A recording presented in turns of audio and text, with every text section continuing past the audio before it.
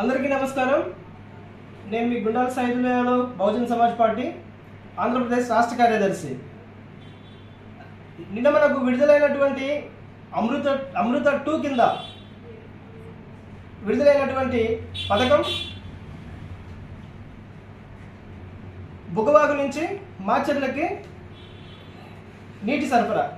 అయితే పట్టణ ప్రాంత ప్రజలు మరియు అధికారులు ప్రతి ఒక్కరు కూడా దీన్ని గమనించుకోవాలి। బుగ్గవాగు రిజర్వాయర్ కెపాసిటీ ఎంత, దాని కింద ఉన్నటువంటి పల్లెలు ఎన్ని, త్రాగునీటి కోసం సాగునీటి కోసం అక్కడ ఎన్ని గ్రామాలు ఆధారపడి ఉన్నాయి, మరి బుగ్గవాగు నుంచి ఎందుకు తీసుకురావాలి? మనకి దగ్గరలో అనుపు రిజర్వాయర్ ఉంది। బుగ్గవాగు వచ్చేసి 19.6 కిలోమీటర్లు, అదే అనుపు రిజర్వాయర్ 19.3 కిలోమీటర్లు డిస్టెన్స్లో ఉంది। కానీ అనుపు రిజర్వాయర్ అనుపు నుంచి ఎందుకు నీటి తీసుకురాలేము అని చెప్పేసి ఒకసారి గమనించండి। అనుపు నుంచి కనుక మనము నీటిని తీసుకొచ్చినట్లయితే అక్కడ డెడ్ స్టోరేజీలో కూడా నీటి ఎద్దడి ఉన్నప్పటికీ వర్షాధారం ఒకవేళ వర్షాలు కొద్దిగా లేట్ అయినప్పటికీ కూడా ఒక సంవత్సరం ఒకవేళ రాకున్నా కూడా డెడ్ స్టోరేజ్లో 215 టీఎంసీ వాటర్ ఎప్పుడు మనకి బ్యాక్ వాటర్ కింద అనుపులో స్టోరేజ్ ఉంటుంది। అదే బుగ్గవాగులో సకాలంలో వర్షాలు పడకపోతే మనకు మళ్ళీ నీటి ఎద్దడిని మనము ఎదుర్కోవాల్సిన పరిస్థితి ఉంది। కాబట్టి ప్రజలారా, ఇక్కడ ఉన్నటువంటి అధికారులారా ఒకసారి గమనించండి। అసలు మాచర్ల పట్టణంలో మనం మంచినీటి కోసం వాడుతున్నటువంటి క్వారీ కెపాసిటీ 1546 MDL। అయితే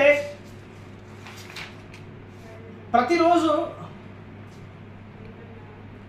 మనం పట్టణంలో సరఫరా అవుతున్నటువంటి వాటర్ రోజుకి 6 MLD 6 MLD వాటర్ మనం సరఫరా చేస్తున్నాం। అంటే సంవత్సరానికి 2184 MLD వాటర్ మన పట్టణానికి కావాలి। ఇక్కడ క్వారీని ఆధునీకరించడానికి అక్కడ మనకి వీలు లేదు। అంటే క్వారీని ఎక్స్టెన్షన్ చేయడానికి, దాన్ని కొంచెం మనము పెంచుకోదలుచుకోవడానికి అక్కడ పరిస్థితులు లేవు। కాబట్టి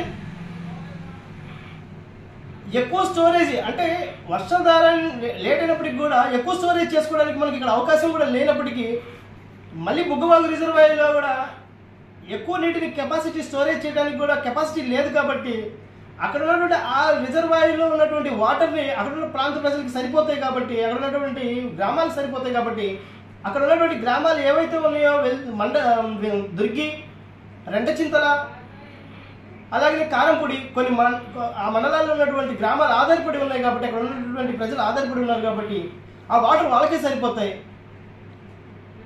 మనకి మాచర్లకు వచ్చేసరికల్లా రేపటి రోజున వర్షాలు ఏమైనా లేట్ అయినప్పటికీ మళ్ళీ మనము బిందెలు ఎత్తుకొని రోడ్డు మీద రావాల్సిన పరిస్థితుల్లో మనం చూస్తాం। కాబట్టి ఒకసారి గమనించండి।